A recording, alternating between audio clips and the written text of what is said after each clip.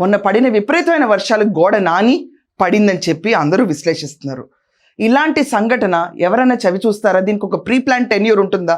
కానీ వైఎస్ఆర్సీపీ టెన్యూర్లో ఉన్న అంబటి రాంబాబు గారు ఎవరైతే ఉన్నారో ఆయన ఛానల్లో దీనిపైన ఒక వీడియో చేయటం, దాన్ని కూడా పొలిటికలైజ్ చేసి వాడుకోవటం అనేది ఎవరైనా హర్షిస్తారా? ఈరోజు ఒక సందర్భం సమయం అనేది లేకుండా, బ్రీదింగ్ స్పేస్ లేకుండా, రిపోర్ట్ అనేది ఏమొస్తుందో చూడకుండా దాని ముందే విశ్లేషణకైన వీడియోలు చేసుకుంటూ పార్టీలో ఖాళీగా ఉన్న సమయంలో ఇలాంటి టెన్యూర్లో, ఖాళీ కూర్చునే టెన్యూర్లో వైఎస్ఆర్సీపీ క్యాడర్లో ఉన్న అంబటి రాంబాబు గారు ఇలాంటి వీడియోలు చేయడం సబబా?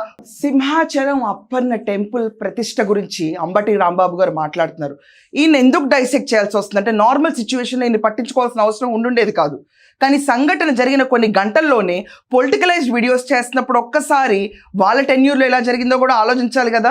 సింహాచలంకు ఉన్న ప్రతిష్టత వాళ్ళ వంశపారంపర్యంగా అశోక్ గజపతి రాజు గారు దాన్ని వెన్ ఈస్ టేకింగ్ కేర్ ఆయన్ని తీసి పక్కన పెట్టి కోట్ల దాకా వివాదాస్పదంగా మార్చి ఆయన పొజిషన్ని షేక్ చేసి సింహాచలం ట్రస్ట్కి మైలు కలిగిద్దాం అన్న ఎన్నో మూమెంట్స్ చేసిన టెన్యూర్ ఎవరిది? అది మర్చిపోతారు ఎవరన్నా?